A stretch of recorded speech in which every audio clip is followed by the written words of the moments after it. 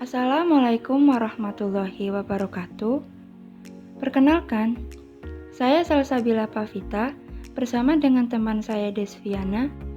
Kami dari mahasiswa manajemen Universitas Muhammadiyah Surakarta.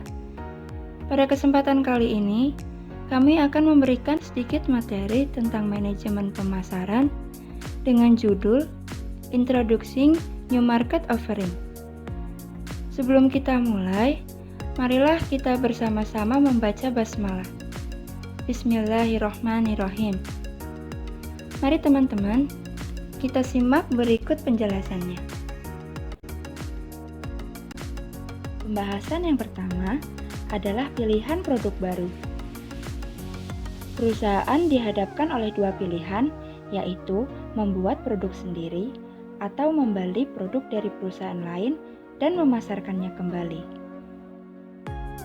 Perusahaan dapat menambahkan produk baru melalui akuisisi atau pengembangan, yaitu membeli perusahaan lain, mendapatkan hak paten dari perusahaan lain, dan membeli lisensi.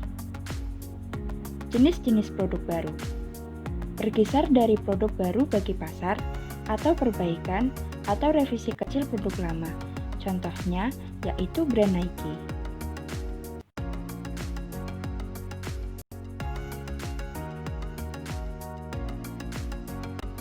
Adapun tantangan dalam pengembangan produk baru. Yang pertama, yaitu imperatif inovasi, yaitu perusahaan diharuskan inovatif dalam menciptakan sikap positif terhadap inovasi dan pengambilan risiko. Yang kedua, keberhasilan produk baru, yaitu sebagian besar perusahaan memfokuskan diri pada inovasi tambahan. Dan adapun beberapa faktor kegagalan produk baru. 1. Kelangkaan ide. 2. Pasar terfragmentasi. 3. Batasan sosial dan pemerintah. 4. Biaya pengembangan. 5. Kelangkaan modal. Dan yang keenam, waktu pengembangan yang dibutuhkan lebih pendek.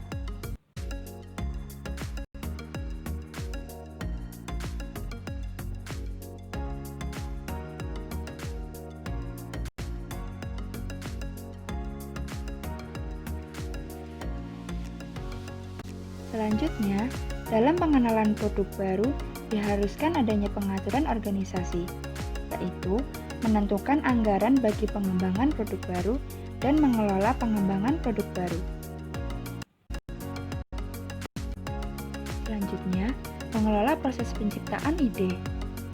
Penciptaan ide berinteraksi dengan orang lain didorong oleh gerakan inovasi terbuka. Adapun teknik kreativitas yaitu menyebutkan atribut, mendorong hubungan, analisis morfologis, konteks baru, dan pemetaan pikiran.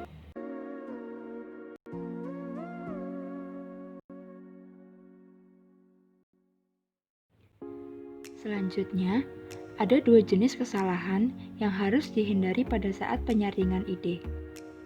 1. Drop error, yaitu kesalahan menolak yang terjadi ketika perusahaan menolak ide yang baik. 2. Go error, yaitu kesalahan menjalankan yang terjadi karena perusahaan memperbolehkan ide yang buruk dikembangkan dan dikomersialisasikan.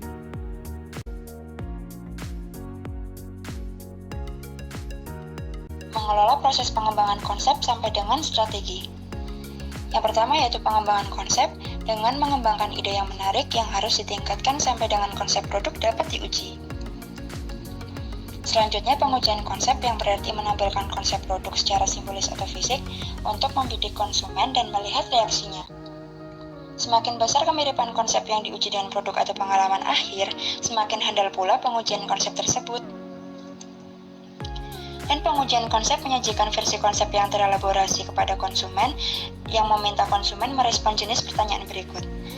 Yang pertama yaitu kemampuan berkomunikasi dan kepercayaan, tingkat kebutuhan, tingkat kesenjangan, nilai anggapan, maksud pembelian, dan target pengguna, kejadian pembelian, frekuensi pembelian.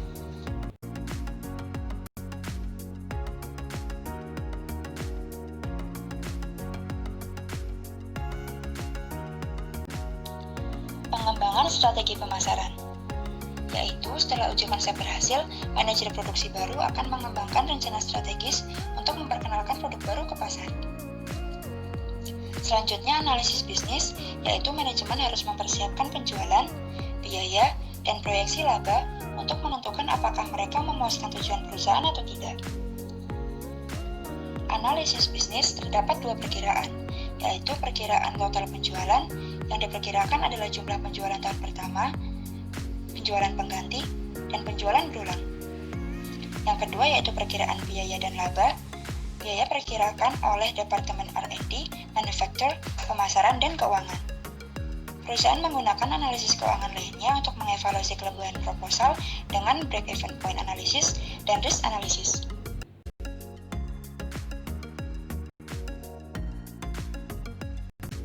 Mengelola proses pengembangan sampai komersialis.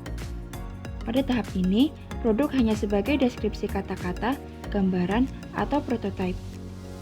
Perusahaan akan menentukan apakah ide produk dapat diterjemahkan menjadi produk yang layak secara teknis dan komersial.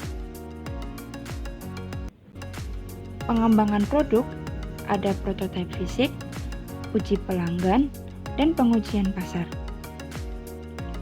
Pengujian pasar terdapat uji pasar barang konsumen dan pengujian pasar barang bisnis.